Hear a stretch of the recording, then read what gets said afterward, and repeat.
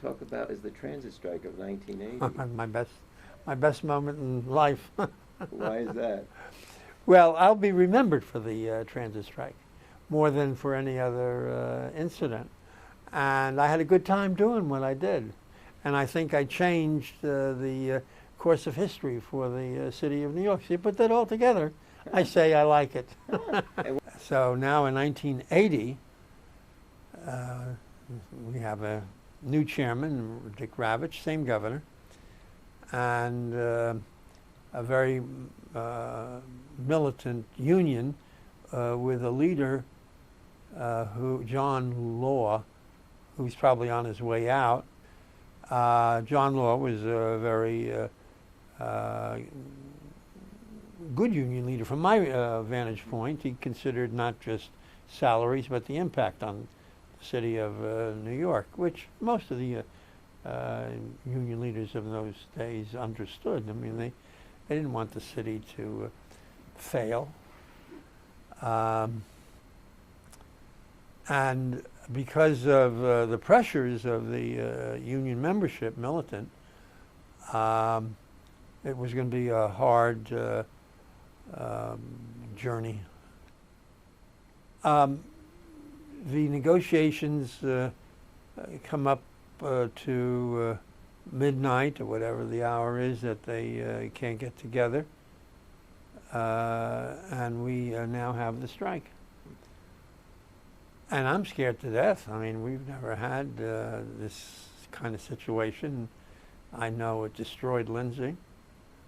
And yet I figure we got to do something. So under these circumstances, the police commissioner is in charge, is having a catastrophe. And he says, there's very little I can do. This is Bob McGuire. All I can really do is make more parking spots available and keep the traffic going as best I can. And he said, we'll meet tomorrow morning at my office, which was in Police Plaza, overlooking Brooklyn Bridge. And I said, okay. And next morning, 5:30, so maybe I had 2 hours sleep at Gracie Mansion before I had to reappear. And maybe 5 or 6 deputy mayors and commissioners who were relevant were invited.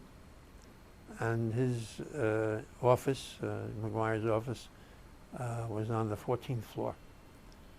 And we take the special elevator and we go upstairs. The press knows where we are, though they're downstairs, waiting for a press conference.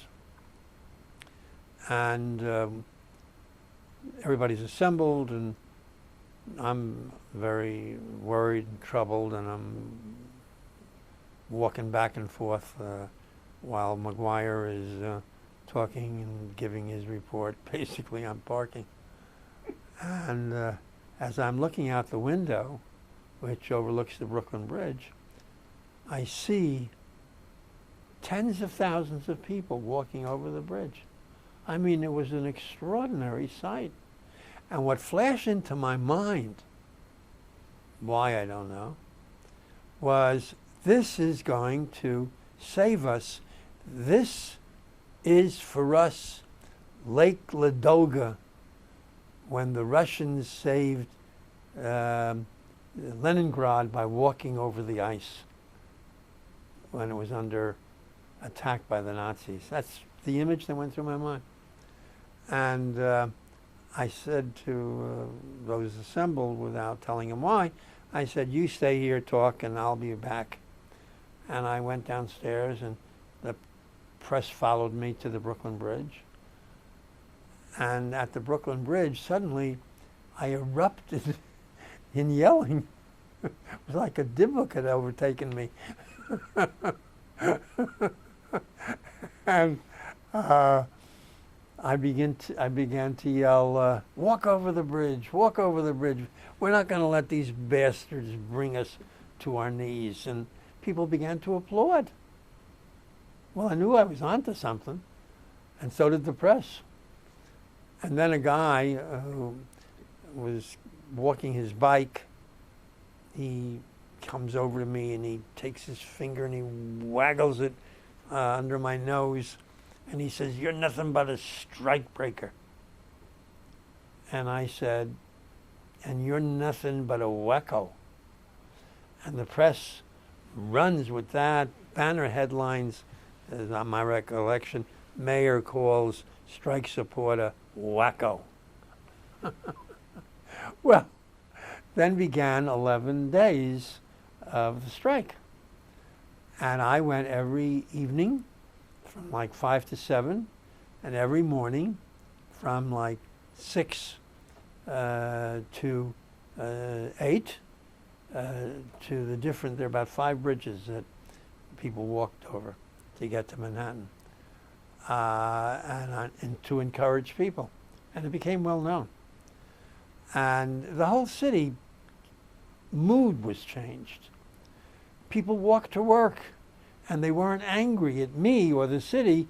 They were proud that we were standing up to these bastards who were striking illegally. I took my bicycle. Right. I remember And it was hiking over the Queensboro Bridge. It was just wonderful. And then the pressures now begin on you, Carrie, to get the strike settled. So it's settled. And I say it's too high. And I run around the city yelling, the people won it in the streets, and the state lost it at the bargaining table. You know, words to that effect. It drove them crazy. And Frusher, it was quoted in the Times, what do you think? Something along the lines of, what about the mayor and his role? And the reporter says to Frusher, and it's reported in the Times, and Frusher's comment is that I was bad. And the reporter's response was something along the lines of, but they were applauding him in the streets. And Frusher's response was, they applauded Adolf Hitler.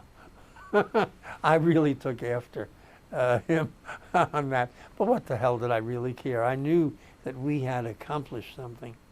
And we did. We changed the mood of the people of the city of New York, who felt so beleaguered and driven to the point of despair by forces that they couldn't stand up to, and I was standing up to them for them.